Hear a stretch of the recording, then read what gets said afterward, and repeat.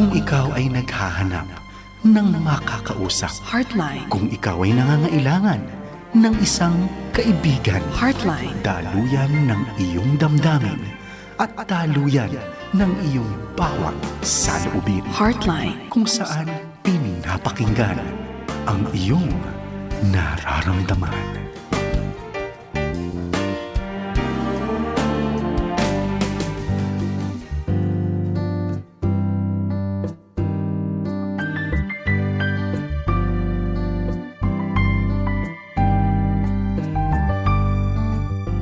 Hello po, magandang gabi. Welcome po muli dito sa Heartline Friday Night Edition. Kamusta po mga kaagapay?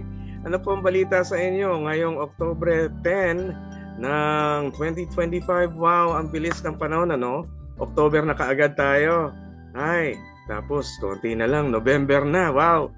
Nako, salamat sa inyo mga kaagapay sa pagtutok dito sa Heartline Friday Night Edition dito sa 702 DCAS. Agapay ng Sambayanan at tayo napapakinggan sa Radio TV. Sa radyo sa 702 AM Radio, DZAS, at sa Facebook ay makikita rin tayo sa Heartline Facebook. At sa inyo na mga nakakatutok ngayon at kaka-check nyo lang ngayon, magandang gabi sa inyo. Kamusta po kayo? How's your Friday night? Mga ilang bagyo din ang dumaan at alam natin ang pagpapala ng Diyos ay naroroon at makikita ninyo. Ang lahat ng ito ay mayroong masakit na dinadala pero mayroon din kabutihang dinadala sa pagpapaunlad ng ating bansa, pagpapaunlad ng ating pananaw. Kaya eto na yung time para buksan natin ang ating pagtingin at puso patungkol sa Diyos. Ang ating Heartline ay tutugon sa mga katanungan na inyong pinapadala upang sa ganon makita natin yung puso talaga ng Panginoon sa mga maraming pagkakataon. Nako, madami tayong matatalakay ngayon na mga questions at ang guest ko ay siyempre kilala nyo na ang gwapong-gwapong akala ko nga pagka nanonood ako dito parang napapanood ko siya sa news eh. And then, pero siya po ay yung pastor ng Haven of Praise Christian Church sa Cabuyao, Laguna. And I'm so happy na nagkaroon siya ng time makasama natin dito ang tanging kilala kong gwapong-gwapong Atong Aurelio ng mga Kristiyano. Pero siya talaga ay si Pastor Adonis. Si Pastor Don Reyes. Magandang gabi po, Pastor Don. Yes, Kuya Pilo, at magandang gabi rin sa ating pong mga taga-subaybay at welcome po sa panibagong buwan po natin. 2 linggong nakalilipas, magpasok po ng bagong buwan ng Oktubre 2025. So magandang gabi po sa inyo pong patuloy na pagsuporta at pagsubaybay sa programa po ng Heartline Friday Night Edition. Yan. Kilala niyo na si Pastor Don, ano? At bukod sa pastor for more than 30 years sa Haven of Praise, consultant din siya ng 316 Dynamics. Mamaya i-promote natin ang inyong 316 Dynamics. Kanyang ginawang kumpanya para mag-focus sa mental wellness ng mga Pilipino, youth, tsaka iba't ibang grupo. Counselor din siya sa PACC. At nasabi niya sa akin, dati siyang nakikinig lang sa DZAS Heartline. Ngayon, nandito na siya. Ayan. At licensed counselor, guidance counselor si Pastor Don. Nako, Pastor Don, kamusta po kayo? Ramdam na ramdam niyo ba yung paglamig ng tubig? Dahil ako, pagka naliligo ako, medyo gumagano na. Iba na yung lamig ngayon, Pastor? Kamusta ho dyan sa Cabuyao? Dito po sa Laguna ay may mga pabugso-bugso pong mga ihip na mga paglamig ng amihan. Ano po? Ito nga po, mga nakalipas na mga pag-ulan atin pong nararanasan. Nagpapasalamat din naman po tayo sa Panginoon dahil at least kahit po tayo dito po sa area po ng Laguna at yung pong mga malalapit sa lugar po ng Metro Manila ay hindi po tayo nahagip ng masyado nito pong hagupit ng bagyo, bagamat nung pong mga nakalipas na mga panahon ay nakaranas din naman po tayo ng mga pagbaha. At salamat naman po sa Panginoon dahil sa kabila po ng mga bagay na yan ay naririto at nagpapatuloy po tayo sa atin pong paglalakbay sa buhay para sa paglilingkod sa Panginoon. Yan, amen, Pastor. Pagka pinapakinggan ko kayo, parang Ramdam na ramdam ko pwede kayo maging weather reporter sa DZAS. Rekomenda ko nga. Ay, ate, Ma'am Jo Cabrera Alabastro, hello, ang ating CEO sa FEBC. Re-recommend ko. Ma'am Jo, kunin niyo na ho si Pastor. Maging weather reporter natin diyan. Ang galing. Tuwa-tuwa ako. Anyway, Pastor Don, sige po, batiin po natin yung mga fans club niyo po, yung mga taong gusto niyo pong batiin. Ay, opo, salamat po sa pagkakataon, Kuya Pilo. Unang-una po, syempre, ang akin pong may bahay, si Yes. Baby, ang atin pong laging masugid na taga-suporta sa atin pong ministeryo. Yeah. Kabahagi din po, syempre, ang Lockup Family sa pangunguna po ni Pastor Sam, ang atin pong associate pastor dito po sa Haven of Praise at ang kanyang buong pamilya. At yung po mga kaibigan natin, mga kapastoran na siya pong nagiging kaagapay din po natin para sa paglilingkod sa Panginoon, kakapit-bisig po natin, kamanggagawa, at matalik na kaibigan, sina Pastor Ruel Kapugan, ang kanyang buong pamilya, si Pastor Edmond Gaylican, ang kanyang pong buong pamilya, mga taga rito rin po yan sa Santa Rosa. At syempre yung pong ating mga leaders sa simbahan ng Haven of Praise na sila pong pumapasan at katuwang po natin sa larangan po ng pagbabalikat ng pagpapahayag ng karya ng Panginoon, yung pong ating mga ushers, yung pong ating mga nasa creative team, sa music team. Maraming salamat po sa inyo at syempre sa atin pong mga youth leaders, mga kids workers po natin. Purihin ng Panginoon sa inyo pong mga buhay. At yung pong sa school natin pong pinaglilingkuran, dyan po sa Jesus the Exalted Name Yan. School na pag-aari po ng kaibigan kong pastor at pinangunahan din po ng principal na si Miss Nora Ocampo at gayon na rin po sina Miss Adele, sina Sir Ariel. So magandang gabi po at yung pong syempre mga kapatid ko kay Dory de Guzman, kanyang buong pamilya at saka po kay Celi Montilla para rin po sa kanyang buong pamilya at sa aking special na tita. Tita, December na, Ayan. papasok na at happy birthday na ulit sa iyo, Tita Cora. Ayan, akin pong ever dearest Tita Cora. So Yan. maraming salamat po sa patuloy niyo pong pagsuporta at pag-alaga niyo po sa amin. God Ayun. bless po sa inyo. God bless. Tita Cora, Aguinaldo daw po. Paki-Diyos, sama na ako. Ganun eh. Anyway, yeah. Salamat sa mga J10, Jesus the Exalted Name. Kasama pa rin kayo sa KCD College. Ano po? Yes po, opo, tama Yan. po Kuya Pilo. Yan naman po yung sa Alaminos, Laguna. Ayan. Ako, ang daming activity ni Pastor Don. Pero ahead of time, baka meron kayong mga gustong i-promote na baka event dyan sa Kabuyaw or anywhere, baka within this year, baka meron kayong gustong i-promote po, Pastor. Ay, thank you rin po Kuya Pilo, no? Samantalahin ko po yung pagkakataon na inyo pong ipinagkaloob. Yeah. Tayo po ay kabahagi ng programa at ito pong mga proyekto na isinasagawa po ng Rotary Club of Alabang Madrigal Business Park at ang kasalukuyan po na pinagko-concentratean po ng panahon at ng mga proyekto ng Rotary Club na ito ay yung pong particular para po sa mga schools na kung saan ang mga teachers ay tinutulungan po natin na sila po ay una tigit sa lahat, syempre kalingain po nila yung kanilang sarili in terms of their mental wellness, self-care at ma-empower po sila sa pamamagitan po ng paghahanda, psychological first aid kapag may mga bagay-bagay na dumarating po sa buhay ng mga estudyante na hindi inaasahan, gayon din po sa loob ng paaralan. So yan po ay gagawin po namin. Ito pong nagsimula po yang itong October. Every Saturday po ay ginagawa po natin yan, Kuya Pilo. At padalawang Sabado na po tayong itong darating. At Yeah, good. magtutuloy-tuloy po ito sa kabuuan po ng buong Oktubre. At hopefully, ito po ay panimula pa lamang at marami pa po tayong mapaglingkuran sa pamamagitan po ng partnership ng Rotary Club of Alabang Madrigal Business Park. Yes. Wow. Praise God. Ang bait ng Panginoon sa inyo. Talagang pinapaunlad niya ang inyong mga ministries, ang lahat ng inyong ginagawa pati doon sa mundo ng secular world sa Rotary. That's, praise God, something God has given. Thank you. Well, gusto nating maipalaganap ang pagkilala sa Panginoon at ang pagmamahal ng Diyos sa atin. Kaya let's go ahead. Sagutin na natin ang questions ng ating mga listeners ngayon. Okay, Pastor, ready? Yes po, opo. Okay, ang unang listener natin ay itong kanyang concern. I have a 13 years old son na-diagnose na may cancer. Bilang nanay, ang sakit sa kalooban na palagi ko siyang nakikitang nahirapan. Paano po ba mas magiging malakas para sa kanya? Please help po. Ayan. Ayan. Paano ho ba? Medyo opo, Kuya Pilo, nakalulungkot ito pong na ipagkaloob na sitwasyon para po sa Mm-mm. ating tagapagtanong.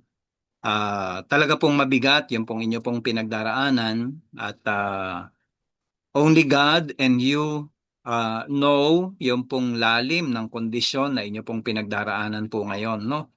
Ah, Kumbaga, yung pong sitwasyon na magkaroon ng ganitong karamdaman ng isang miyembro ng pamilya o kahit na po kaibigan ay napakasakit na at lalo na po sa isang ina na katulad po ninyo, no po? At mm-mm. 13 taon pa lamang po yung pong inyong anak, gaya po sa inyong sinabi. Siguro po makakatulong ng malaki kung mapag-uusapan po ninyo. Always keep in touch and open communication with your son. Ayan. At sa kasalukuyang kalagayan, kung ano po yung mga naipagkakaloob ng kanya pong physician para po sa kanyang kalagayan ay hopefully matugunan po ang lahat ng mga bagay na yon. At mas malaki pong maitutulong din if you build memories together with your son. Ano po? So ano Yan. po ba yung mga makapagpapasaya sa inyo pong anak?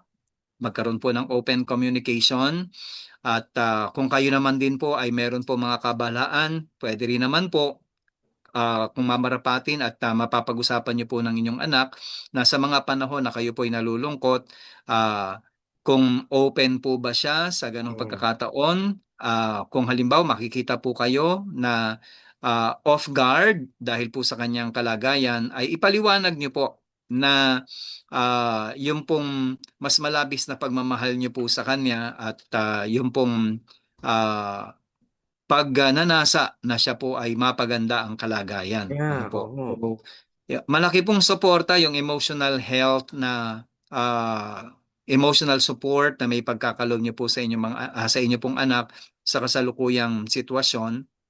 At yun po, yung patuloy nating ipapaalala na always build good memories together with your son. At Yes, umasa yan. po tayo at maniwala ng Panginoon sa patuloy po nating panalangin. Who knows that God will work His wonderful plan para po pagkalooban ng Panginoon ng magandang himala ang inyo pong anak dahil naniniwala naman po tayo na ang Diyos po ay kumikilos, makapangyarihan at maaaring magdulot po ng himula sa inyo pong buhay. I see.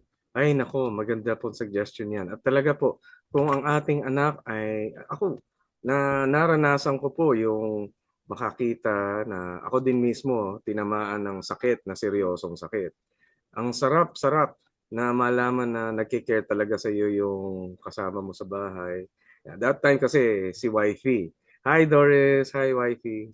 Ayan, siya yung nag-alaga sa akin noon. Ang sarap ng pakiramdam. Naka-recover ako dahil kasi yung less stress, binigay yung lahat ng pwedeng gawin para masuportan at naniwala sa akin na ako'y gagaling. Ayun, talagang malaking bagay yung pakiramdam na merong naniniwalang gagaling ka, yung positive na ikaw ay magkakaroon ng paghilom, ano.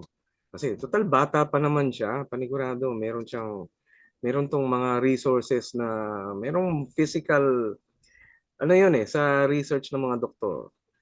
Mas madaling makakuha ng recovery yung mga bata pa kumpara dun sa mga may edad na. Ano, yung may edad na medyo marami ng ailment, marami ng mga nararamdaman. Ayan, kaya pagpe-pray natin ang ating kapatid na ito, no? Diyan sa kanyang kalagayan. Nako, salamat po Pastor Don, ha? Napakagandang advice po 'yun. At mga kaagapay, kung kayo ay naandyan, kunin nyo na yung mga kapitbahay nyo dyan na wala namang ginagawa. Pakinigin nyo dito sa ating at pakishare at pakilike ang ating mga programa.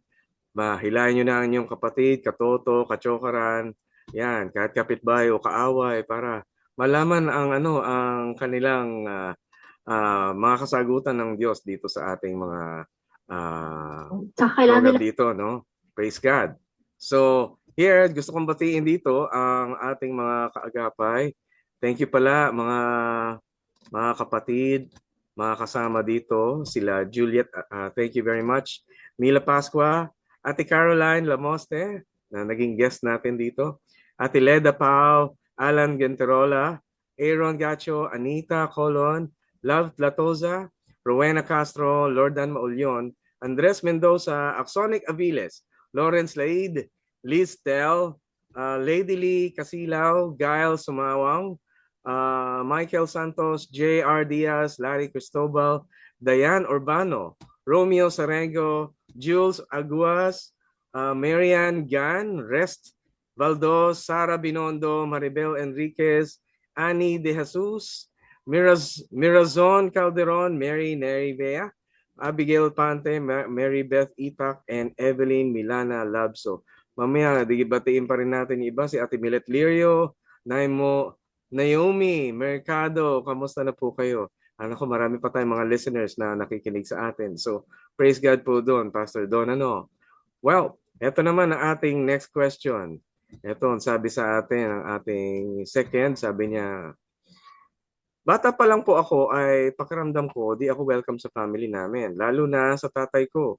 Kaya po, lola ko ang nagpalaki sa akin. Ay, very common ito. Kapag hindi napalaki ng magulang, yung lola talaga ang nagpapalaki. Pero pinagtapos naman po ako sa pag-aaral ng parents ko. Hanggang sa mamatay na po sila at si tatay. Gusto ko na po silang patawarin pero wala po akong natatanggap na sorry mula sa kanila. Pero soft na po ang treatment sa akin ni nanay. Ano pa dapat kong gawin? Ayan, Walang pag-usap. lagi mayroong mga katanungan dito tungkol sa sorry. As in, kailan ba talaga dapat na humingi ng sorry? Pastor Don, sige nga po. Opo. Hmm. Sa ganito pong sitwasyon no po Kuya Pilo, hindi naman po entirely na nakaka-capture po natin yung pong mga nababasa lang po natin kaagad ay yung pong tanong. Una tigit po sa lahat sa papaanong paraan po ba na nararamdaman nyo na hindi kayo welcome sa Ayan. inyong mga magulang, no po? Normally po kasi syempre talagang ang mga magulang ay kumakalinga po yan sa mga anak. No po, medyo kakaiba yung iyong naging pakiramdam dahil para naman sa iyo ay hindi ka welcome. At dahilan sa kawalan nila ng panahon para sa iyo ay lumaki ka sa iyong lola. Now, benefit of the doubt, maaring merong natatanging dahilan ang iyong mga magulang kung bakit nagkulang sila sa pagpapahayag ng klase ng pagmamahal na ninanais mo. Mm. No? So ano ba talaga sa papaano mo bang nararamdaman yung pagmamahal sa pamamagitan ba ng panahon, sa pamamagitan ba ng mga bagay na naibibigay sa iyo, sa pamamagitan ba ng pagyapos o ng Opo. mga touch na tinatawag natin, sa pamamagitan ba na naipaglilingkod sa iyo ang iyong mga pangangailangan. So maraming mga pamamaraan, kanya-kanya tayo na tinatawag na ano ba yung love language na kung saan ay nararamdaman mo na mahal ka ng taong nagpaparamdam sa iyo ng kanilang pagkalinga, no? Maaring iba yung love language ng iyong mga magulang na ito yung kanilang pamamaraan ng pagpapahayag ng pag-ibig, yun pala hindi yun yung nakatutugon sa iyo. So isa yun sa mga posibleng dahilan, pero Mm. gayunpaman ay binavalidate naman natin yung nararamdaman mo. So sabihin na natin dahil moving forward, sabi mo nga na namatay na si tatay at medyo soft naman na yung treatment ng mother mo Mm. sa iyo. Siguro Yan. magandang bagay na simulan mo sa pamamagitan ng heart-to-heart talk with your mom. Kasi baka lalo pang lumalim ng lumalim. Mano pa sana kung halimbawa mamamanage mo on your own, ina-navigate mo, i-journey mo na talagang isa-settle mo sa puso mo na sa pamamagitan ng iyong pagtuklas at pag-adjust ng sarili kung kakayanin mong gawin yon, well and good. Pero kung hindi naman at talagang lalo pang lalalim, mas maigit, mas maaga sa ganitong klase ng pagkakataon, yamang ikaw na yung nagtanong, baka Mm. naman pwedeng mayakag mo si nanay na, Nay, pwede bang magkape-kape muna tayo o medyo date muna tayo, personal. So habang kumakain, syempre hindi yan ang pag-uusapan kung medyo public yung place. So Mm. habang kayo naglalakad sa isang lugar o kaya masikreto, Nay, kasi may mga gusto lang akong malaman. Ito naman po'y okay na sa akin. Gusto ko lang pong mabatid. Ano po bang nangyari? Now, yung sinasabi nating inihintay mong mag-sorry. Yan, yan. No? Ah, natural lang naman na humanap tayo ng taong magsasabi sa atin ng sorry lalo tigit na offend nila tayo, no? Natural Mm. lang 'yan. Ngunit may mga pagkakataon kasi na may mga tao na they express their regrets more than words. No, nasa pamamagitan ng kanilang mga naipapahayag na mga pagmamahal, mga kabutihan at mga pagbabago kumpara sa kung paano tayo natrato before ay binago nila, eh hindi man natin narinig yung salitang sorry sa kanila. Dahil minsan, kumbaga orientation yan, kultura, na may mga magulang na tanggap nila na silang magsosorry sa kanilang mga anak, pero meron naman nakasanayan nila sa kanilang tradisyon na mga magulang hindi humingi talaga ng sorry, kung hindi, ipinapakita yung pagbabago. Kasi gaya sa akin, personally, Kuya Pilo, Mm. mabanggit ko na lang. When I was growing up, tinuturuan kami ng mga household chores ng parents Mm. namin. So kabilang dyan yung pagsasaing. So kapag nagsaing, syempre may mga pagkakataon, mga bata, naiiwan, nasusunugan o kaya napapasobra yung tubig, nagiging malata. Ay talagang papagalitan kami ng parents namin. Oo. Hindi lang Naalala ko. pagagalitan, minsan may kaakibat pang mga parusa, no? May Oo, mga oo. palo at kung ano pa. Pinaluluhod Ah, sa munggo. pero sila rin naman ay nakagagawa ng gano'n. Minsan kahit naman silang nagsaing, nakagagawa ng gano'n. Pero wala kang maririnig na sorry sa kanila. Mm. No?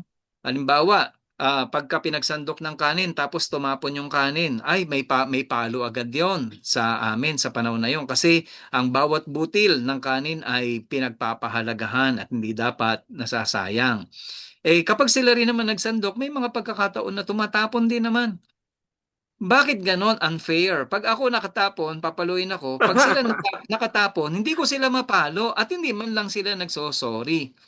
Pero dahil sa mga pagpapakita nila ng mga pagbabago kung paano kami tinatrato, nai-settle 'yon sa puso namin. That's their way of saying sorry to us. Oo. Maaaring ikaw yung hinihingi mo, hinahangad mo, mag-sorry talaga personal dahil na-orient ka at yun yung preferred mo. So Mm. siguro kung mabibigay mo at ma-open mo sa mother mo sa kasalukuyan at makinig naman si mother mo, di well and good. Pero Mm. kung hindi naman at nagsawalang kibo siya, at least you have expressed your concern kay ma'am at baka makonsider niya, makahanap siya ng lakas ng loob, one of these days ay makahingi siya ng sorry at makamit mo yung bagay na yung inaasam.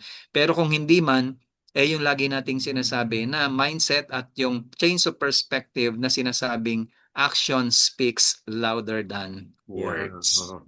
Kaya lang, ito, sa kondisyon na 'to ng ating listener, patay na yung tatay. Di mo naman ma-expect na mag-sorry na yun. Dito matututunan natin, baka naman kailangan mo na magpatawad ng hindi na kailangan na may mag-sorry, di ba? Kailangan mapalaya mo na yung damdamin mo tungkol sa kanila, maging mabukas ang ating Mhm. damdamin sa mas magandang relasyon nang hindi na kailangan ng maraming requirement, mga ganun. Ano kaya? Ano kaya yun, Pastor? Parang, Naalala ko Kuya Pilo, yung sa mga ganun nga, meron tayong mga tinatawag na parang hahanap ka ng isang kumbaga katumbas ng parang magiging magre-represent ng tatay mo. So nangyayari yan, ginagawa rin naman yan sa therapy sessions, no? mm, Kung talaga nakababother sa'yo.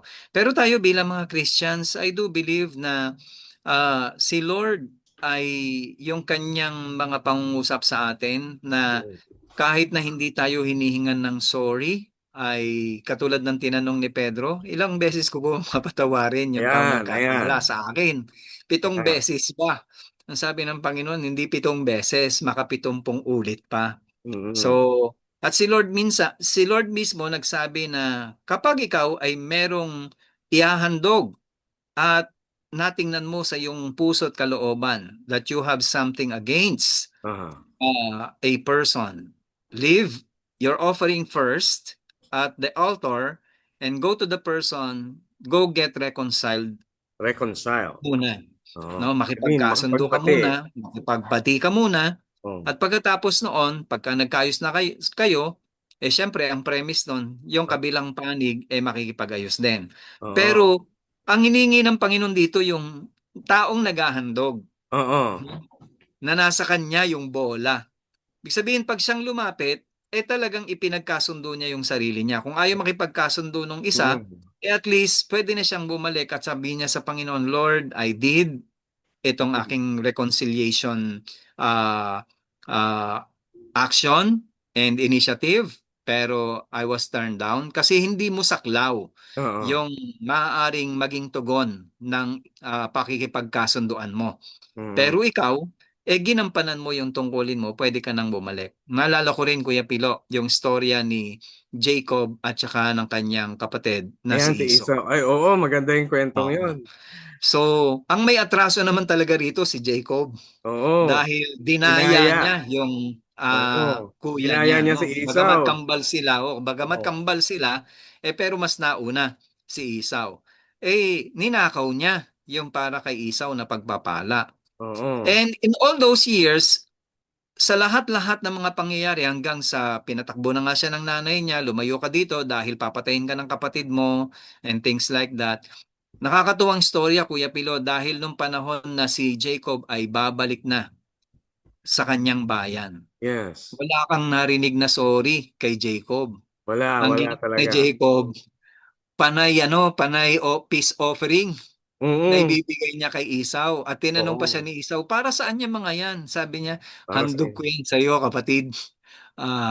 Dahil pinagpala ako ng Diyos. Hindi niya sinabing pasensya ka na at Oo, ginulangan oo. kita o ninakawan kita. Walang ganon. Kung hindi Kasi sabi niya, palabis akong, yeah, nakikipag-reconcile siya kay Esau eh. Gusto niyang bumalik, gusto niyang maging magkapatid yes, sila uli. Ayun. Yun yung goal, hindi yung magsalita lang, kundi yung ma-reconcile talaga. Oo. yeah, Minsan hindi sapat yung mag-sorry ka lang. Ang kailangan talaga is yung nakipagbati ka, bumalik yung dating magandang pakitunguhan na mayroong tunay na pagbabago, mayroong tunay na pagkonsidera sa bawat isa. Yun yung usual eh. Naku, ang gandang talakayan yan. Ayun. Yung mga kapatid natin dyan, yung mga broken hearted dyan ha, kamusta kayo? Kayo ba ay nakikipag-reconcile o sorry lang ang hinahanap nyo tapos bati na? Parang minsan nagtataka ako kung alin ba mas mahalaga, yung sorry o yung reconciliation? Ayun. Di ba, Pastor? Ayun. tama Wow. po. This is a very nice discussion. Kung may follow-up po kayo, sabihin nyo lang po, padala niyo po sa amin ang mga tanong nyo dahil importante po sa amin na matugunan namin yung lahat ng issue na related doon. Baka kasi may mga follow-up question. Sabihin nyo lang para matugunan natin. Ano? Tama Ay, po. greetings pala kay Dr. Marvic Pimentel sa Philippine Normal University. Ang kanyang mga teachers na sila Nadine, sila Jem, sila Jella, si Juliana, si Math, tsaka si Bea. At alam mo, Pastor Don, naririnig tayo ng ating mga kaagapay sa Japan. Sila, Wow. si Pastor Ferdy, tsaka si Ging Katabay, kasama ang kanilang mga anak, si Ian, tsaka si Earl. At nadidinig din tayo sa US, sila Ate Claire Cartel, tsaka si Pastor Tito Falguera. Ayan. Siyempre kay Ate Vicky Dulcero Galino, dyan sa Guam. At si Ate Chibu Manlag Santos, dyan sa California din. Si Doc Arnie Bersenio, tsaka si Sarah Bersenio, dyan sa New York. Kasama sila Monde Bernal, tsaka si Ate Shanine Bernal at ang anak nilang si Isabel Bernal sa New York. Ayan, US. Yan, nako, ang dami-dami lang nakikinig sa atin from abroad. Ate, sila Ate Rose Inoveso, kaya Kuya Edgar Inoveso dyan sa UAE, United Arab Emirates. Hello po, kamusta? Kamusta kayo? Pati kay kay yung inyong mga anak, okay? Nandito pala sa Pilipinas yung anak niyo. And thank you very much for all your help and yan, ganyan. Nako, Pastor, one question to, ilagay natin dun sa Apo. ating listener. Sabi niya, matagal po namin hindi nakasama sa bahay si Papa dahil naghiwalay sila ni Mama 1 year ago. Bali, 1 year ago, namatay na po si Mama at pinauwi na namin siya sa bahay para may makasama kami. Pero malayo po ang loob sa kanya ng mga kapatid ko at madalas binabastos. Teenager pa po ang mga kapatid ko. Minsan ko na silang pinagsabihan pero tuloy pa rin sa ganun. Paano po kaya ang tamang approach sa mga teenager para mapasunod sila? Ay nako, so mayroong reconciliation na naman to eh. Malayo yung Mhm. puso ng mga teenager dun sa kanilang tatay na umalis. Iniwan yung kanilang nanay, patay na yung nanay, ngayon bumalik. Malayo yung puso. Nako, paano ba mapabalik yung puso ng isang ama na nagkamali? Yan, magandang tanong. Lalo na doon sa mga anak. Mhm. Yun. I would assume po, Kuya Pilo, na yung atin pong nagpadala ng kanyang katanungan, siya po yung tumatayong panganay. Ano po? Mm-mm. Dahilan po sa kanyang kwento na yung pong kanyang mga kapatid ay mga teenagers pa. So sa kasalukuyan talagang isa sa mga magiging malaking bahagi ang tungkuling gagampanan ay kayo, no? Kung paano nyo kakausapin, una tigit sa lahat, syempre yung father nyo, dahil nagiging ganon ang pagtrato ng iyong mga kapatid sa kanya Mm-mm. na papaano mababantayan ang damdamin ng tatay mo. Syempre, kahit papaano nasasaktan yon Opo. dahil siya ay nababastos. Ano? Kumbaga, siguro depende sa konteksto, no?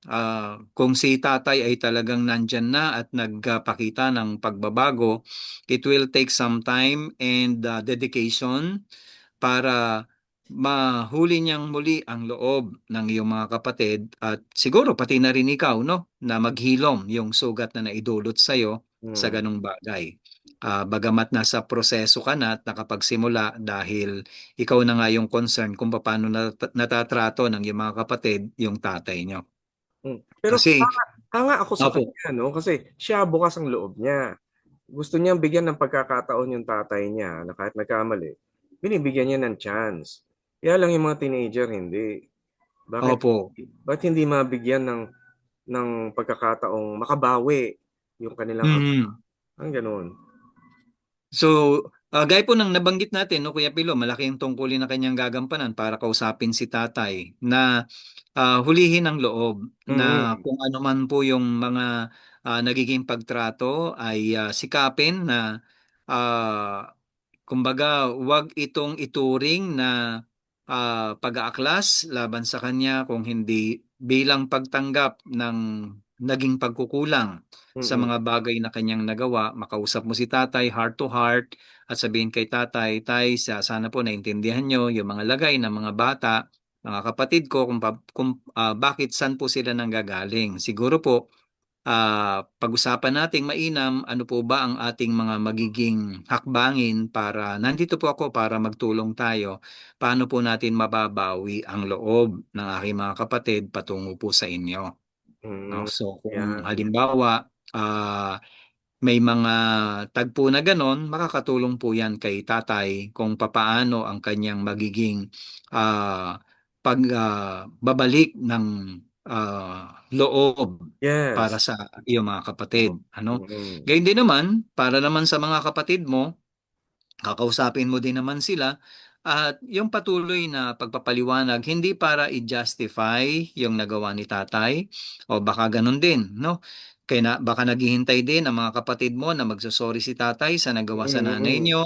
So pwede naman yun at kung si tatay ay open naman at willing naman na sabihin at kausapin ng mga bata, baka yun lang din naman ang inihintay ng mga kapatid mo mula sa Oo. bibig ni tatay na mga anak, kung ano man nagawa kong kasalanan, una tigit sa lahat kay nanay nyo, at sa Mm. inyo rin, patawarin niyo ako at ito ang ipinapangako ko mula ngayon. Mm. So, kumbaga, yung katotohanan na nandito ako ngayon sa piling niyo Yes. ay Oo. pagtulong-tulungan natin. Ano ba ang mga maaari kong maging hakbang para maipakita sa inyo na yung mga bagay na nagawa kong pagkukulang kay nanay nyo ay napagsisihan ko. Oo. So, yung open communication na ganon. Baka sa ganong pagkakataon ay maging malaking maitulong nun para kay tatay at saka sa mga kapatid mo.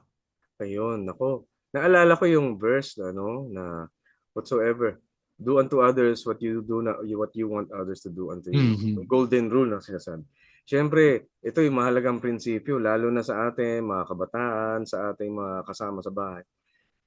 Yung ayaw mong mangyari sa iyo, huwag mong gagawin kahit kanino. Tulad nun, rejected na nga yung tatay. Kahit sino naman, sana maintindihan to ng mga teenagers na kapatid nitong ating listener, na kung ano yung ginagawa mo sa iyong kapwa, ay huwag mong gagawin. Kung masama ito, ay huwag mong gagawin. Dahil sa ganitong uri ng paghuhusga, siya rin paghuhusga ang ibibigay sa atin. Mabigat yun, ano? Kaya sana maiparating natin sa ating listener na huwag ganoon. Bigyan ng pagkakataong makabawi ang tao at maniwalang mayroong mayroon pa rin mabuting kalooban, mayroon pa rin natural na likas sa atin na maghanap ng kabutihan para sa kapwa. Yeah. Isa sa atin na nagkamali ay gusto rin natin magbago para sa kabutihan. Yan. At bigyan natin pagkakataon ngayon. Kaya lang kasi, ang kalakaran ngayon pagka may mali, sibaking kagad o kaya parusahan kagad o dapat bigyan ng parusa na hindi yung give him what he deserves, mga ganon. Dapat lang, mga ganon. Pero mapapansin nyo, pero mahirap dahil kasi sa kalagayan ng ating bansa, ang dami-daming hindi napaparusahan. Marami ding mga nagpapatuloy na mali. Siguro ang pananaw natin sa ating kapwa ay patuloy na magkakamali yan, ganyan na yan, forever na yan, ganyan, gano'n. Somehow, ay nako, malalim ito. Malalim na usapin ito, lalo na sa ating Pilipino. Nako, kulang ang oras pero magbe-break muna tayo, Pastor Don. Balikan natin to kasi issue yun Paano mo patatawarin, lalo na yung may karumal-dumal na mga pinagagawa o kaya masamang ginawa? Lalo na sa panahon ngayon, may mga taong parang ayaw mo patawarin dahil kailangan ibalik yung kanilang perang ninakaw, mga ganyan. Yun. Hindi ako pro sa pagtanggal ng hustisya. Andun din ako sa pag-iisip na kailangan na talaga maibigay ito sa hustisya. Pero kailangan ma-reconcile natin to. Paano ba ito tingnan ng Panginoong Diyos? Paano ba paraan ng Diyos lalo na doon sa mga nangyayari ngayon sa ating bansa? Paano ba ang dapat gawin sa mga pagkakamali? Ako, balikan natin. Break muna tayo, Pastor Don. Yan. At pagbalik natin dito sa Heartline Friday Night Edition, don't go away. We'll be right back. Exciting to. Stay tuned po. Okay? Heartline, kung saan pinapakinggan ang iyong nararamdaman.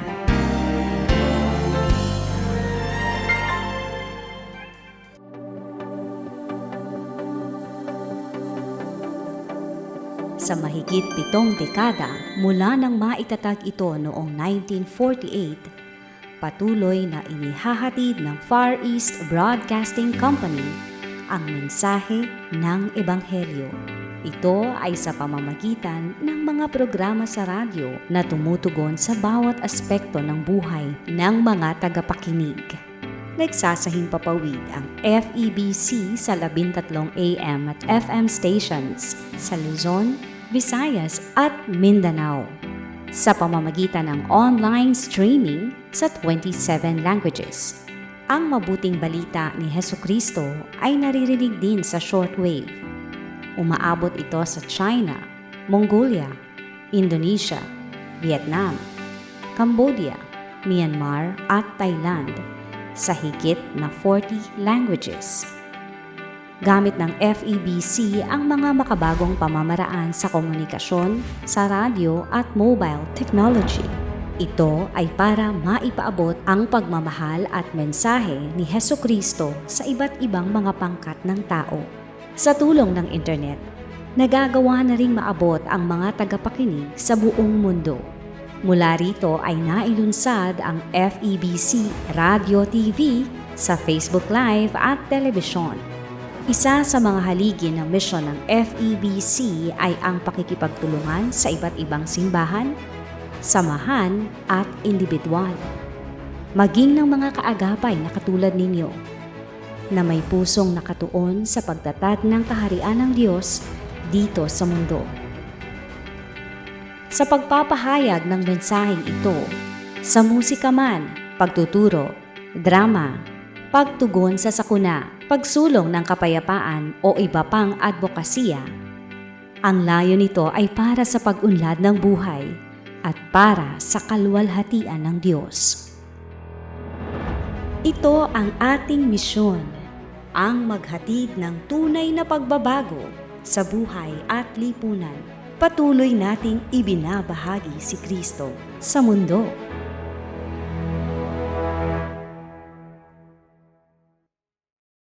Sinasabi sa John 3:16, sobrang mahal ng Diyos ang mga tao sa mundo, kaya ibinigay niya ang kaisa-isa niyang anak para hindi mapahamak ang lahat ng naniniwala sa Kanya, kundi magkaroon sila ng buhay na walang hanggan. Kaagapay, sinakop na ng kamatayan at muling pagkabuhay ng Panginoong Hesukristo. Ang sala ko, ang sala mo, maging ang sala ng mundo. Ito ang panahon ng kaligtasan. Anyayahan siya sa iyong puso at isipan. Halika, sumunod ka sa panalangin ito. Panginoong Hesus, tinatanggap ko na ako po ay isang makasalanan at ang tanging makapaglilinis ng aking karumihan ay ang inyong kabanalan. Sa mga oras na ito, pumasok ka po sa aking puso at maghari sa aking buhay bilang Diyos at dakilang tagapagligtas. Linisin mo po ako mula sa aking mga kasamaan at tinatanggap ko ang biyaya ng bagong pag-asang makukuha lamang sa pagtitiwala sa makapangyarihang Diyos. Sa pangalan ni Jesus, Amen.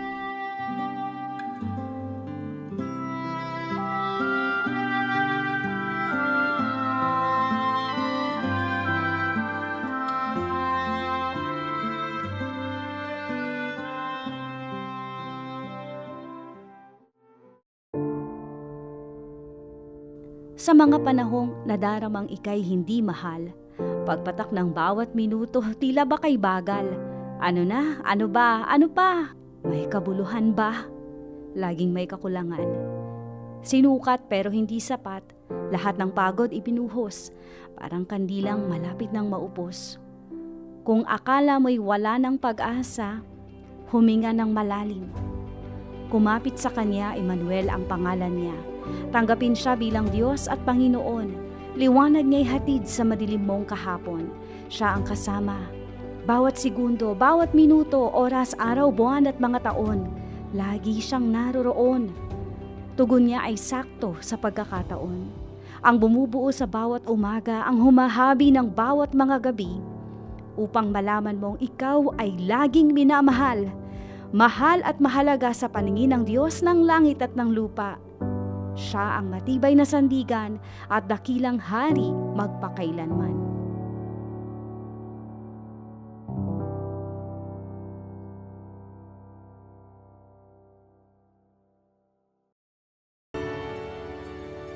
Ang pagkakaroon ng isang relasyon sa ating Panginoong Hesukristo ang pinakamasayang dahilan upang mabuhay sa mundong ito.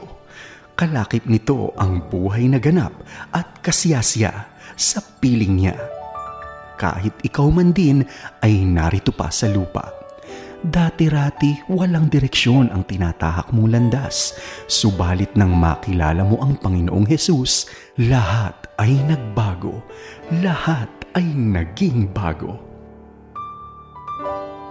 Panghawakan ang sinasabi ng Ezekiel 36, mga talatang 26 at 27. Bibigyan ko kayo ng bagong puso at bagong espiritu, Ang masuwayin ninyong puso ay gagawin kong pusong masunurin. Bibigyan ko kayo ng aking espiritu upang makalakad kayo sa aking mga tuntunin at masunod ninyong mabuti ang aking mga utos. Mapagpala sa mga pangakong talata hango sa Biblia.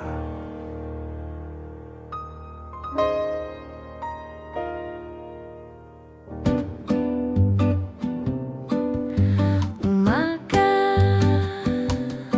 tanghali, hanggang gabi.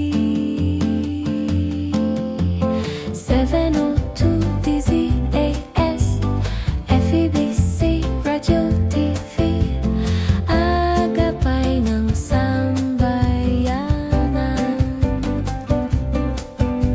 Umaga, tanghali, hanggang gabi. 702 DZAS, FEBC, Radyo TV, agapay ng sambayanan.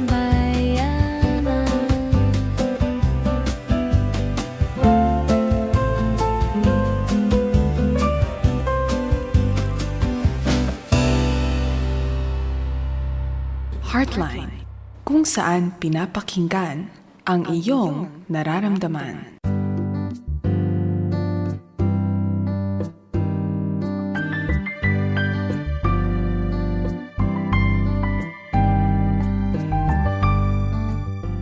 Salamat mga kaagapay! At tuloy-tuloy tayo dito sa ating second half. Thank you very much for your continued listening, mga nakaantabay dyan. Thank you sa inyo. Alam nyo, natutuwa ako na ang dami-dami ng natalakay kanina at eto tayo ngayon. Tuloy-tuloy pa rin dito sa Heartline Friday Night Edition. Kung katututok mo pa lang, ay nako, ang dami mo na nating na-miss. Pero eto pa, magpa-follow up tayo doon sa question natin kanina dahil merong maigting at na matinding question habang kasama natin si Pastor Don. Pero batiin ko muna ang mga kagapay natin. Si Ate Juliet Adrada, Luis Alfilier, Zenny Perez, Cecil De Vera, Flo Herona, Jonathan Casipit, Estela Razon, Sharon Cruz, Angelina Andal, Christian Ronquillo, Raven Plaza, Philip Lamoste, Reynaldo Caimol, Cel Celeste, Edmund Garcia, Liwayway Atienza, Arturo Tarosa, Melinda Lubugin, Ronald Young, Cherry Cadelina, hello, magandang gabi, Lani Germar, Eileen Jaire, Abong, Editha Casido, Armando Arellano, Lani Germar, Arlen De Leon, Mirna Gonzaga Critica, Karen Rally, Guy Rafon, Jovita Manguera, Myra Lamoste. Ay, kapatid to ni Ate Caroline Lamoste. Hello sa inyo. Ate Caroline, hello din. Josephine Uson, Osmond Reyes, Merle Catalan. Merle Catalan, ano mo si Pastora Catalan?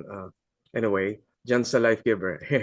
Anyway, Gerald Potente, Epifiano Salvador, Analisa Mendoza, Lucy Hernandez, Manita Antonio, Gary Tansuico, Junel Angulo Ramirez, Elman Kagindigan, Rosalinda Buico, Joselito Hamon, Jelly Olivar, Cecilia Ignacio Dors Paraiso, ang Church ng Mount Calvary Baptist Church sa Tayog, Pangasinan. Hello po, magandang gabi. Milagros Del Minguez, Gina Aspiras, si Jen Nayan, Pastor Albert Catitier, and Renato Uson. Magandang gabi sa inyo. At salamat din sa mga nag-greet sa atin, Ate Milet Lirio, hello, thank you very much.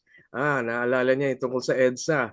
Ang team song daw ay yung Magkaisa by Verna Liza na composed ni Senator Tito Soto. Wow, thank you. Good evening din po sa inyo kay Renato Uson. At salamat din sa comment, Ate Yunida Rubio, good evening. Kay Lu Palusok, good evening din. Kay Ate Milet Lirio, good evening sa Heartline, Kuya Pilo at ang ating guest. Yes, thank you very much. Si guest natin, si Pastor Don. Rosalinde Boyco ay watching from UAE. God bless din sa inyo. At si Milagros Del Minguez, magandang gabi daw. At ganoon din si Ligaya Descallar. Good evening din po sa inyo. Thank you very much sa inyo mga kaagapay. At heto, nung nabitin ta kanina, mayroong tanong na napaka-importante sa ating lahat. Yung tanong na yun ay ito, bakit pinapahintulutan ng Diyos ang mga masasamang bagay na nangyayari, gaya ng sa bansa natin? Una, yung bagyo, at maraming ang mga nasalanta, maraming naapektuhan, may mga namatay din. At tapos, lalo nating masakit sa ating damdamin na ito ay naging lumala dahil sa kapabayaan o yung hindi ginampanan ang tungkulin ng mga mayroong ah, otoridad tungkol doon, mayroong kapangyarihan doon. So, andun yung tanong. Eto, Pastor Don, very important question sa lahat siguro ito. Bakit nga ba pinapahintulutan ng Diyos to? O, talaga bang pinapahintulutan? Ano bang plano talaga ng Diyos patungkol dito? At tayo bilang tao, anong dapat nating asahan tungkol sa mga ganitong mga pangyayari? Ito, mga kaagapay, hilahin nyo na yung mga kaibigan nyo, mga katoto natin dyan, mga katropa dyan. Kailangan nyo marinig ito, no? O, heto na po si Pastor Don. Go ahead, take it away, Pastor Don. Napakaganda po ng tanong natin, ano? At Oo. yan din po ay maraming concern. At maging, nung ako po ay nag-aaral sa Bible School, ay isa Mm. rin po yan sa palaging paksa na nababanggit. Yeah. At maging sa mga kapwa kapastoran, pagka may mga discussions, ay bagay na napag-uusapan, no po, na bakit nga Yeah. ba nagkakaroon ng mga ganyang mga kalamidad, nagkakaroon ng mga sakit at karamdaman, katulad niyan yung pandemic na most recent na atin pong naranasan. Ito po ba ay, o pati yung pong mga tao na kung saan ay nakagagawa ng masama, no? Yung pong mga minsan ay kumbaga genocide pa, no? Yung mga pangmalawakan na Oo. napipinsala ang mga inosente. So Nabalitaan bagamat natin yan. nakalulungkot po, totoo po yan, no? Nakalulungkot po na nangyayari ang mga bagay na yan at doon po sa katanungan na pinahihintulot po ba ng Diyos ang bagay na ito? Well, masasabi po natin generally, yes. No po? In a general sense. Na ibig sabihin, wala pong bagay na lumalampas sa permiso Totoo. ng Diyos. No? Pagka po pinag-usapan po natin ang mga magaganda at mga hindi magagandang bagay na nagaganap. So Mm. generally, ang konsepto po palagi ng premise ng banal na kasulatan ay ipinahihintulot po yan ng Diyos. However, specifically, tungkol po sa mga bagay-bagay na mga nangyayari. Kumbaga, meron pong mga pangmalawakan na kung saan ay nandyan yung pagpapaintulot ng Panginoon, binibigyan tayo ng pagkakataon, but there would be in some cases na nililimitahan po ng Diyos. Yun pong mga pangyayari, no? Kumbaga, nasa disposisyon ng Diyos kung mag-i-intervene siya sa isang sitwasyon o hindi. At yan po ay maliwanag naman na makikita po natin sa banal na kasulatan. Mm. Katulad po halimbawa, no? Ang bayan po ng Israel ay kabilang po sa nagkaroon ng malaking palatanungan. Lalo tigit sa panahon po nila Malakyas at nila Okay. Micah, Mm. na kung saan ay nagtataka sila bakit ang Diyos ay nagpadala ng mensahero na propeta na lulusubin ang Jerusalem at wawasakin ang templo, at ito po yung panahon din po ni Jeremias, no? Wina-warningan Mm. sila na darating ang ganitong pagkakataon. Di po sila makapaniwala na ano pa, Kapahintulutan. si Jeremiah ay pinersecute nila at inakala nilang laban si Jeremias sa Diyos at siya yung bulaang propeta. Dahil hindi magaganda yung sinasabi niya sa bayan ng Israel at particular Oo. sa Jerusalem, na bakit pababayaan ng Diyos ang Jerusalem, lalo tikit na dito yung kanyang templo. No? Mm. Mm. At ang masama pa po nito, ang binanggit po ni Jeremiah na magpaparusa sa Israel ay mga mas masasama pa kumpara sa kasalanang nagawa ng sambayan ng Israel at particular po ang mga naninirahan sa Juda. Hindi po sila Oo. makapaniwala. Nagagamitin po ng Diyos ang mga Babylonians, which in those times were more horrible Oo.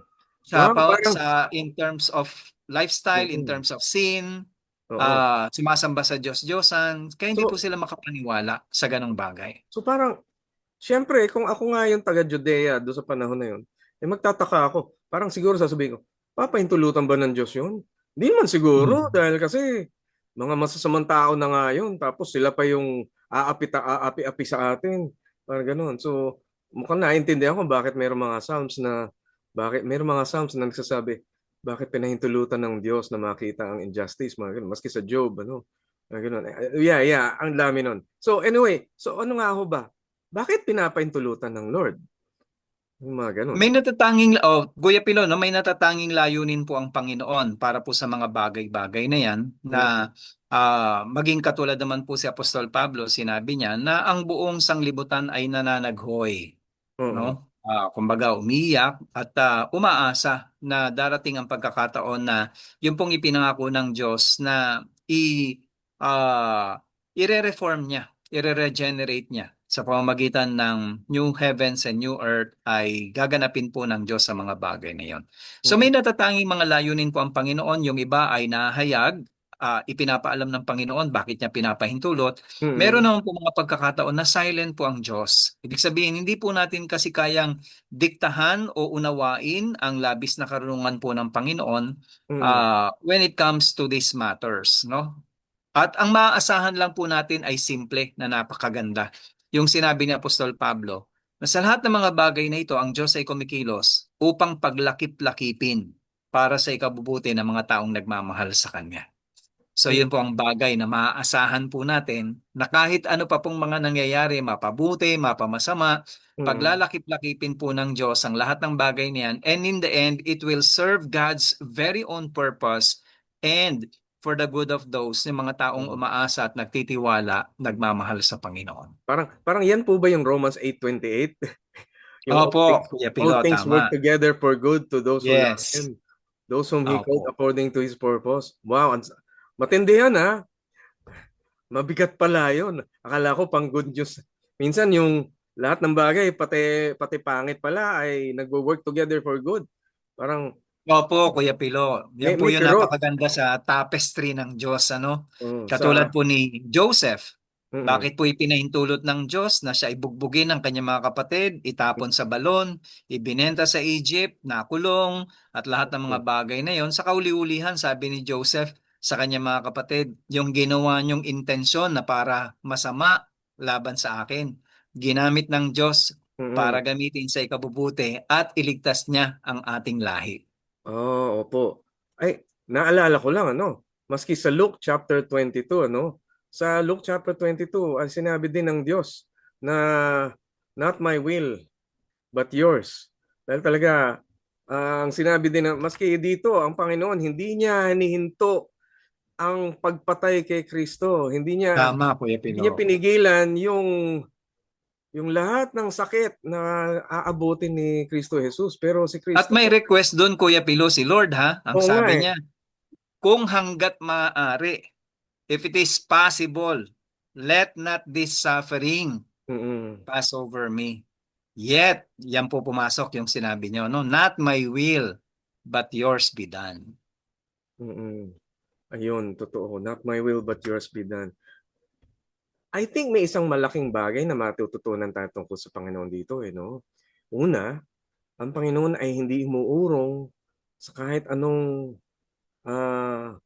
hirap, kahit anong problema, mga bagay na hindi inuurungan ng Panginoong Diyos dahil itong mga bagay na ito ay paniguradong ibabawi niya. At mukhang, alam mo sa korte, Pastor, hindi ka pwedeng hulihin sa isang bagay na hindi mo pa nagagawa. Mm, Parang iniisip mo pa lang may papatayin ka. Hindi ka pwedeng hulihin. Kasi yes. nasa utak mo pa lang yun. Kahit nasa puso mo yun, hindi ka pa pwedeng husgahan. Kahit nasa puso mo yun. Pero heto ang Panginoon na kung talagang nasa puso ng isang tao ay kasamaan, lilitaw at gagawin, kailangan magtagumpay siyang magawa niya yon para siya ay mahusgahan. Sa korte, ganun yung nangyayari. Hindi ka Mm, hulihin dahil sa motibo lang. Huhulihin ka dahil doon sa nangyari na at act nagawa of mo. crime. Yung act, Yeah. yun. Yung criminal act yun yung doon ka huhusgahan at papatawan ng parusa.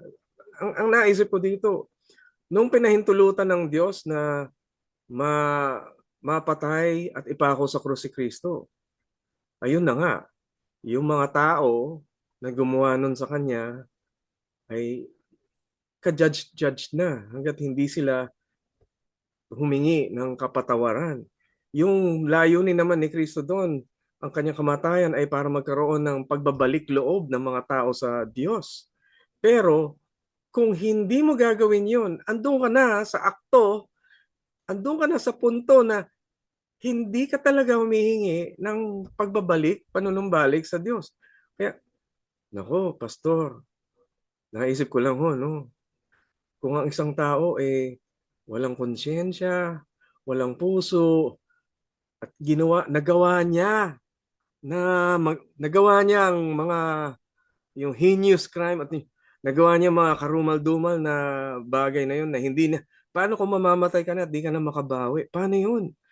Wala kang Mhm. patunay na sasabihin sa'yo hindi ka dapat husgahan. Wala paano ka makakahingi ng tawad sa ganung pagkakataon? Ang hirap tala, no.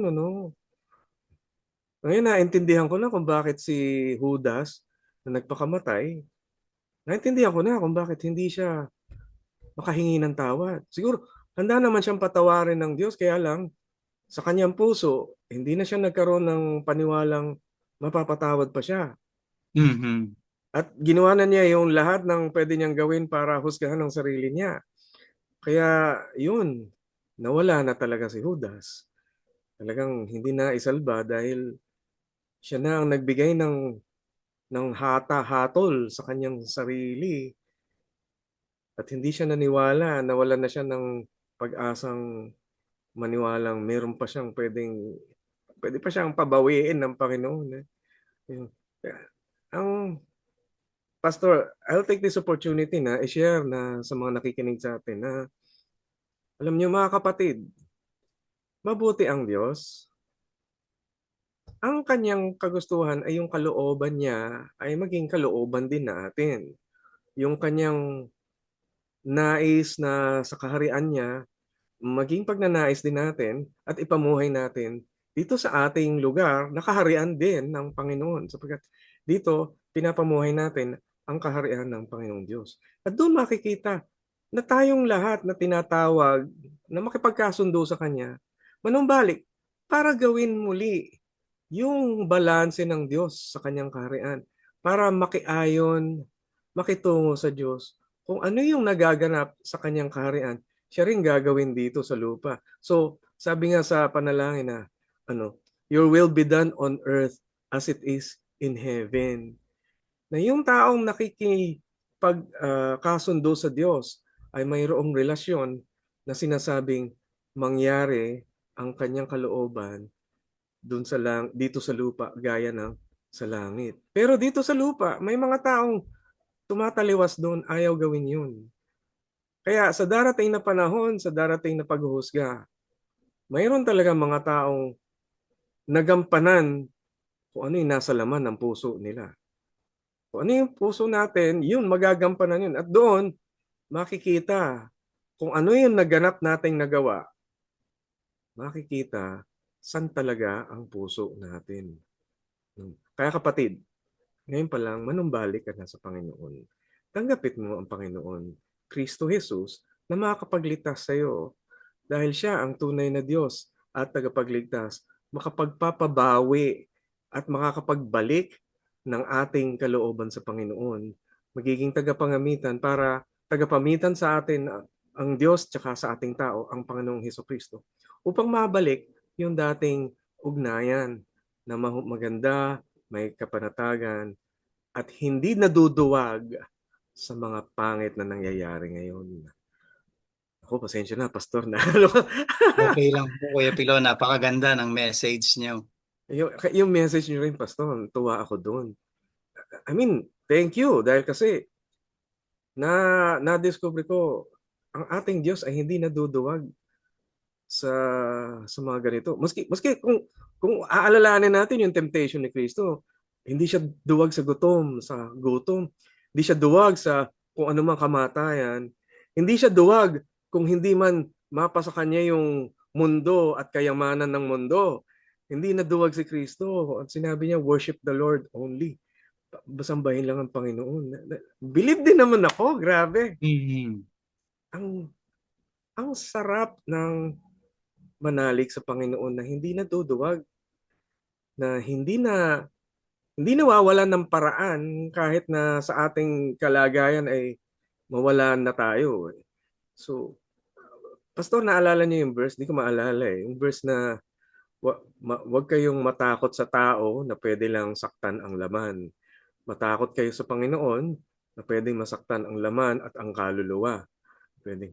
Opo. Oh. Tingin ko, Kuya Pilo, nasa Gospel of Matthew na binanggit ng Panginoon nung isinugo niya yung kanyang mga alagad at binanggit ng Panginoon ang bagay na ito na wag niyong itatatwa ang anak ng tao dahil sila ang ang Panginoon, ang kaya lang gawin ng mga tao sa inyo sa pag-uusig ay ang kitilin ng inyong buhay.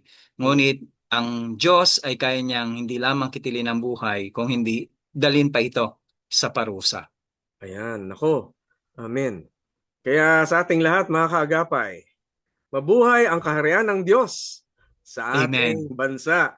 Ang kaharian ng Diyos ang magtagumpay sa ating bansa. Siya ang tunay na ating pamantayan. Bagamat yung iba hindi sumusunod, may panahon yan. May darating na panahon dyan. Makikita ang tunay na sumasang-ayon sa kaharian ng Diyos. Dahil ang kaharian ng Diyos, nako, mabagsik yan. Mhm.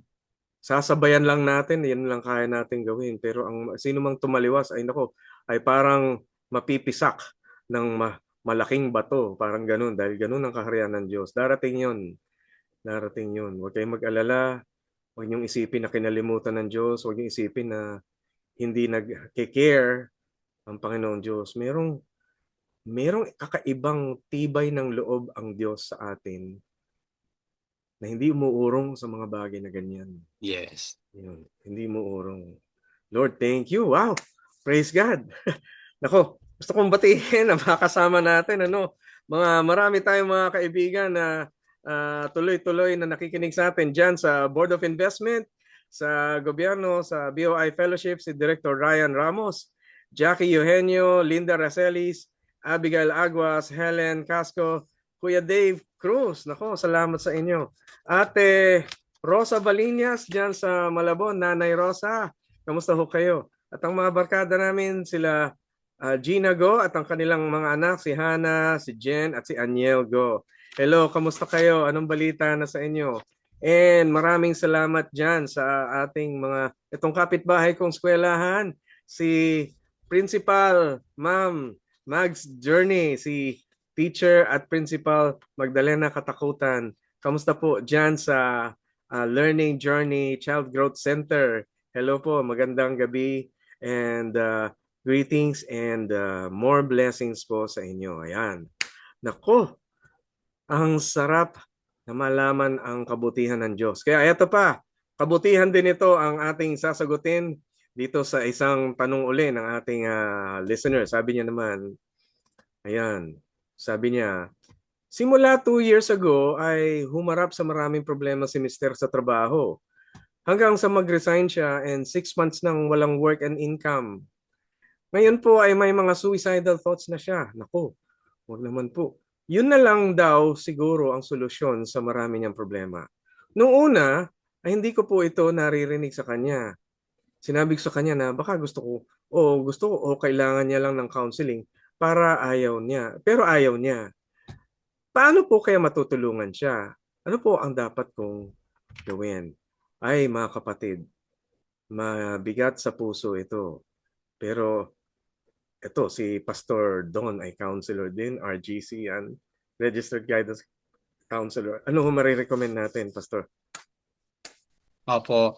Una po, Kuya Pilo, nais ko lang din pong batiin yung pong nag-text sa akin personally, Hey, good. na nakikinig daw po sa atin pong programa sa Heartline. Yay, Si hello.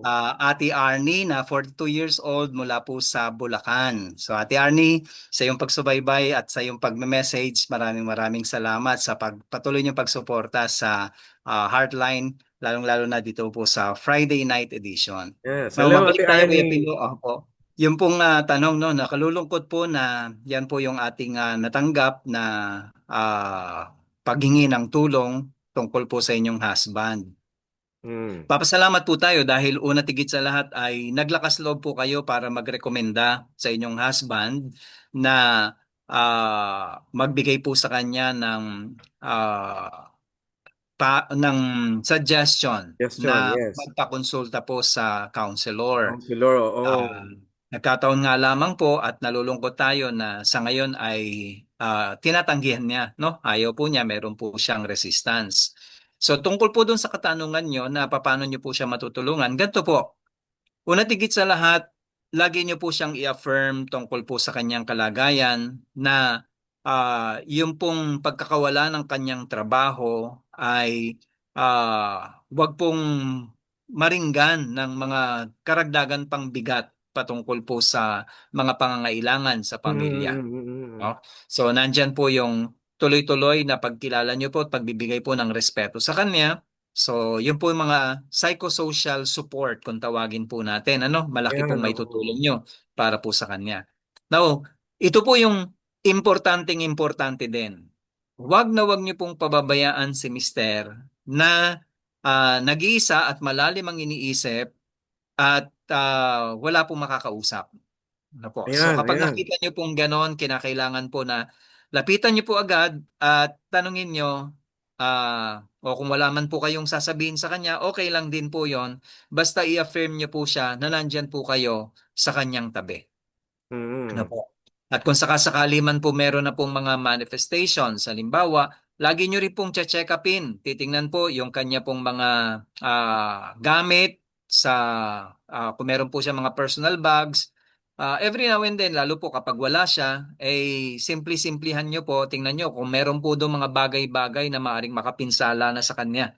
Tulad po halimbawa, yung pong mga lason, Ayan, yung po oh. mga mapanganib na bagay na maaari pong makapinsala kung saan Mm. maki-carry out niya yun pong mga iniisip niyang pagpapatiwakal. No po. Blades of So, yun po decide, yung lubid, po, ganun. yan. Mga So, kamot-kamot na i-overdose. Naku, wag po. tama po. Yan. So, bantayan niyo po yung ganun. At pagka nakita niyo po yun, ay hindi naman po sa kukumprontahin niyo siya at i-judge niyo agad. Kung hindi, magpakita po kayo ng labis na concern sa kanya na para saan ang mga bagay na ito. Mm. Nandito pa rin kami. Ang lahat ng mga bagay na yan ay pagdadaanan natin, sama-sama tayo na lalampasan ang bagay na ito. At Mm, ito naman mm. ay, kumbaga, nakita mo naman ang kabutihan ng Panginoon sa atin sa mga Oo. nakalipas na mga araw. Dumaan lang tayo sa pagsubok. Ayan, nagkaroon ka ng issue sa iyong trabaho at nag-resign ka 6 months. Mm. Nawala ka ng trabaho. Pero tingnan mo naman sa loob ng 6 months na yon, ito pa rin ang pagtulong sa atin ng Panginoon. Oo. Kaya ah, hangga't maaari ay higit sa lahat Oo. mahal ka namin ng mga mahal mo sa buhay. Ako, Mm. kung meron po kayong anak, ipakita niyo po na nandyan po sila para maipakita yung pong pagsuporta at pagmamahal po sa kanya. Mm. So yun po yung napakalaking bagay po yon. At wag po kayong magsawang manalangin na idulog siya sa Panginoon na pumayag po siya na minsan isang araw sa bibig niya na mismo manggagaling na meron ka bang kilalang counselor na pwede kong mapag-appointmentan at gusto kong Mm. makausap. So Amen. Amen. ipanalangin niyo pong patuloy habang ipinapakita niyo po yung psychosocial support. Yeah. Now, in the event po talaga na nagiging frequent na, huwag niyo na pong hintayin na kahit na po anong pagtatanggi niya, kung meron na pong mga manifestation, ipagbigay alam niyo na po agad-agad. Na po, Amen. lalo tigit kung Yes. halimbawa nagkaroon na po ng attempt. Na po. So kung halimbawa nagsubok ng magbigti, nagsubok ng uminom ng gamot, ay kahit na po against his will, agad-agad na po iparating niyo po kagad sa kinauukulan para po siya ay maasistihan. No po, Oo. kailangan niya po talaga kahit na po tumatanggi siya, kailangan niya na rin po na talagang malalayan po siya. Opo, No? ayan. So, Naku. yun po yung atin pong mga pagsagip para po sa mga ganyang bagay. Ayan, professional counseling po, no? At kung kayo'y makakatugon, magawa yun, maigi yan. At speaking of professional counseling, bisitahin niyo po ang professional counseling na available sa philact.org. Ito ay serbisyong ibinibigay ng Philippine Association for Christian Counselors. Diyan po sa philact.org, meron po minimal fee, ano? Pero pasyalan niyo po sa website sa philact.org, philac.org. Pero mamaya tatanungin ko rin si Pastor Don kung diyan sa may Kabuyaw kasi baka merong nangangailangan ng ng counseling, professional counseling. At talagang mamaya po sabihin niyo sa amin kung ano yung para makontak kayo, no? Ako naman ay nagko-conduct din ng professional counseling dito sa may West Avenue sa Back to the Bible. Pero mamaya na natin pag-usapan yan. Ito, Pastor Don, naisip ko lang, kasi naging malaking tulong sa akin yung asawa ko. Ang isa sa mga bagay na naka-encourage talaga sa akin, nung time na wala akong trabaho at may sakit ako, parang galit na galit ako sa mundo at parang awang-awa ako sa sarili ko dahil may sakit ako, hindi ako nagtatrabaho, parang bedridden pa ako noon. Pero ang isang malakas na naging very impactful sa akin ay yung sinabi ng asawa ko, "Hello Doris, hi." Sabi niya, malalampasan natin ito. Yun, sabi niya, malalampasan natin ito. And stage lang to, stage lang. Totoo. At yun nga, nung time na ako bedridden, pero ngayon, nakapagtrabaho na ako, meron na akong nagagawa. Wow, praise God. Talagang, meron merong epekto yung kalinga at pag-ibig ng isang asawa. At alam ko, pati yung panalangin dahil pinagpipray niya kami. May epekto meron. Thank you, Pastor. Wow, grabe. Anyway, one last question po, no? Sabi, ito naman ng ating listener, sabi, paano ko po tutulungan ng anak ko? Hindi kumakain at pumapasok sa work. Uy, parang nadidepress din, ano? Nang kinausap po namin, ay inamin niyang they had sex nung office mate niya na may girlfriend na pala. Nalaman ng GF niya and pinili ng lalaki yung GF niya. Iniwan siya kahit may nangyari na sa kanila. Yan ang nagpabagsak sa anak ko. Ano po ang pwede kong ipayo sa kanya? Nako, aray ko, sakit. Parang gusto kong sugurin yung kung anak ko to. Kung ako'y tatay, nako, susugurin ko to. Ano ba yan? Pastor, sige. Parang ang dating po sa akin, Kuya Pilo, ay lalaki yung kanilang anak yata, ano? Hindi, babae po. Babae po. Kasi yung GF ang pinili nung lalaki. Kumbaga, yung lalaki, nakipag-sex dun sa anak. Tapos, may GF na pala. May girlfriend na pala. So, lalaki. Alright. So, yun. So, bagsak na bagsak itong anak na yun. Tama po, opo. So, gaya po ng atin pong nabanggit din kanina tungkol po sa isang sitwasyon ay malaki pong epekto talaga na yung pong psychosocial support nyo pa din Yes. sa inyo pong anak. Nandun na po tayo kung may nangyari at hindi na po natin siya sisisihin pa. Wala At na. alam niya na po kasi yung kanyang naging kalagayan tungkol po sa bagay na yon. Sa ngayon po, ang pinakamagandang bagay ay una tigit sa lahat, kung halimbawa may pagkakataon, mapacheck po kung siya po ba'y nagdadalang tao. Ayan. Po. So, first things first po muna tayo. Mapacheck po siya para malaman kung siya po ay nagdadalang tao o hindi. Kung nagdadalang tao, concentrate po muna tayo para po sa kanyang kalusugan at para po sa kanyang anak. Lalayan po natin hanggang sa ito pong kumbaga siya at yung batang nasa kanyang sinapupunan ay makasalba na po sa kanilang pinagdadaanan. Yan. Ngayon, kung sakasakali pong hindi buntis, at yun po ang atin pong panalangin sa Panginoon, no? Na sa kabila po ng nangyari ay hindi po naglaman yung pong kanilang o hindi nagbunga yung pong nang pangyayari. So ibig sabihin, bawas po sa iintindihin natin yun pong sitwasyon. No? Baga, natanggal po siya sa equation. Yung pong posibilidad na yon. So kung talaga napatunayan po na negative, yan, concentrate po talaga tayo para sa ating anak, yung pong psychosocial support natin. At yan po yung matagal po talagang proseso yan. No? Depende po sa pagjo-journey ng isang tao. Mm-mm. At patuloy pong magbibigay niyo po ng pagpapalibot ng pagmamahal, Yan, opo. pag-uunawa, yung patuloy na pagsuporta sa kanya. Oo, At magiging paghilom yun, opo. panigurado.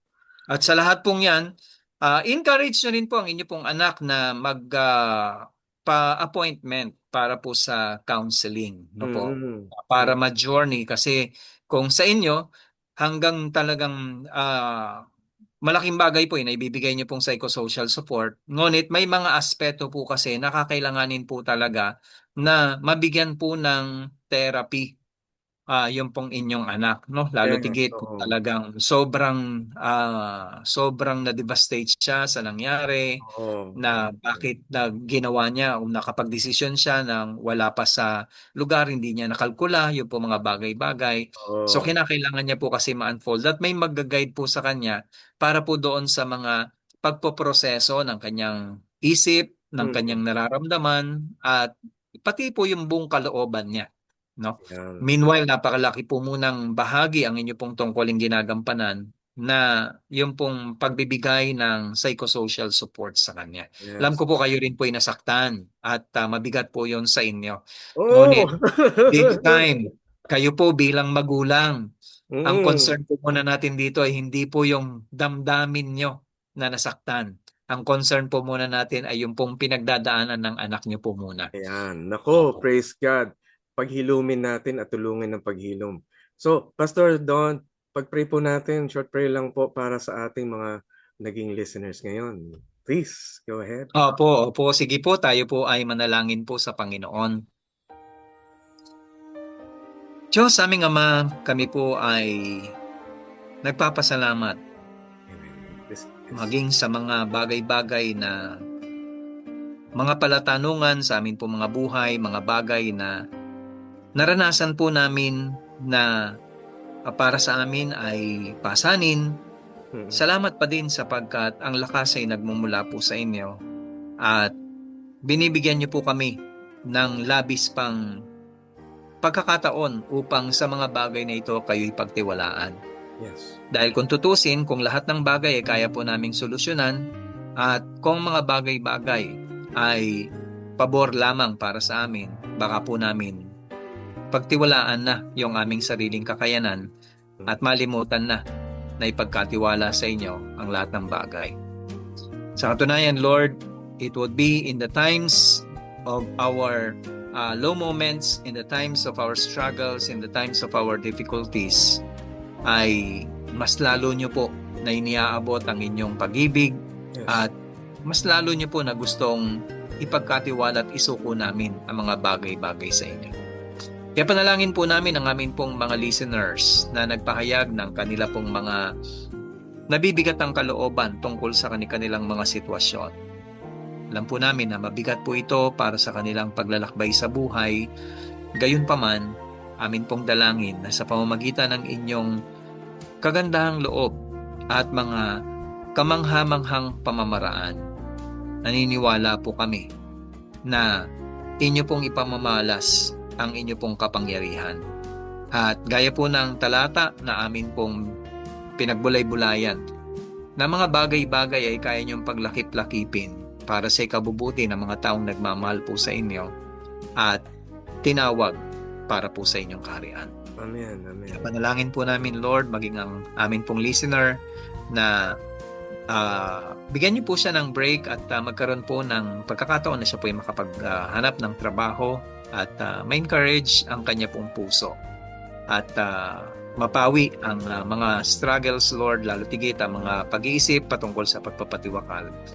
Mga nagkakaroon po ng mga challenges, Lord, sa iba't ibang mga aspeto ng kanilang mga buhay, pamilya. Kaya na rin po, Lord, itong amin pong listener na ang kanyang anak ay nailagay sa mga nakalulungkot na sitwasyon. Panalangin po namin ang inyong pagagapay po sa kanila. Yes. At Kayo po ang siyang umabot sa kanila. At sa lahat-lahat ng ito, ay amin pong kilalanin na sa inyo ay may pag-asa, sa inyo ay lagi po kaming makapagtitiwala na anuman po ang aming pinagdaanan. Dahil kayo ang Panginoon at tagapagligtas, alam po namin na kaya niyo po na magtaguyod ng mga magagandang bagay sa amin pong buhay. Kaya ang bagay pong ito ay amin pong inihahatid sa inyo, ang inyong kalooban ng maganap at ang inyong karya ng mataguyod sa ngalan po ng aming Panginoong Yesus. Amen. Amen. Praise God. Thank you po, Pastor Don. Paano po pala kayo makokontak kung sakaling may gusto magpa-counseling? Opo, maaari niyo po akong kontakin sa pamamagitan po ng email. Ang akin pong email ay tagapayo@gmail.com. At sa pamamagitan naman po ng text at tawag ay mangyari pong mag-text po muna kayo bago po tumawag. Ang atin pong mga numero ay 0933-816-7999. So yan po ay 0933-816-7999. At para naman po sa ibang linya ay ito po ay 0936-187-9665. So yan po ay 0936-187-9665. Thank you, Pastor. Kulang tayo sa oras pero I like to tell you God bless po. Salamat din sa lahat ng ating mga tagapakinig dito sa Heartline. We'll see you again next time here sa Heartline Friday Night. Take care. Good night. God bless.